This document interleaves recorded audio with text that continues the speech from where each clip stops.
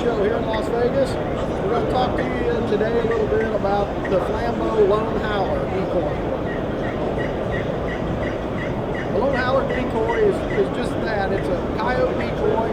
We targeted a size that wasn't too big, so it was not so intimidating, because it's just like dogs. Coyotes are intimidated by others due to territorial or size or dominance in, that particular coyote pack.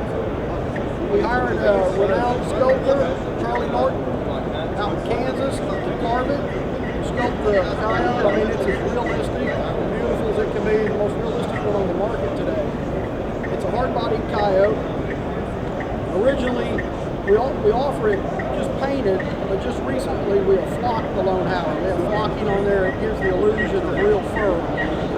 The Lone Howler comes with a bendable tail. It's opposable. There's a wire in here that allows you to move that tail up or down. The tail up and over have different, different body language. A tail tucked between the legs like that, lots of people think that that's a passive, lip pup type pose. That's actually an aggressive pose. When a coyote comes in to fight, he has that tail tucked between his legs like that.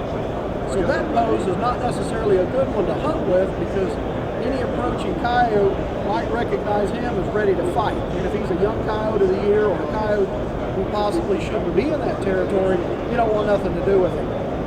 The tail on the outside, like that, kind of wrapped around his leg, is a passive pose. That's the pose I use most often. The cool thing about the decoy is that all four legs are removable, and they're on a bungee system.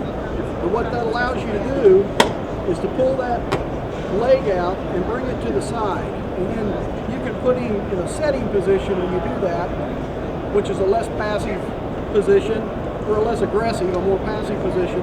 And then you can take the front legs out and put him in a laying down position, which is even a more passive position. And that body language is a big deal when you're calling coyotes. This is a great tool for hunting coyotes. Number one is when a coyote responds, he recognizes this coyote, and in most cases, they expect to see another coyote. Coyotes probably steal more game and stuff from other coyotes and foxes and bobcats than they actually catch. So anyway, whenever they hear a distress, they're used to seeing another coyote thinking he's caught something. What that does is that takes his attention off of the hunter or the caller, puts it on the coyote. And you can guarantee that coyote is going to come downwind every time. So I position the coyote upwind of me, so that when he comes downwind, he's going to be right in my pocket. Anyway, it's a great tool, very, very, very good tool to use, to take their attention off of you and even bring them in closer. Lone Howler.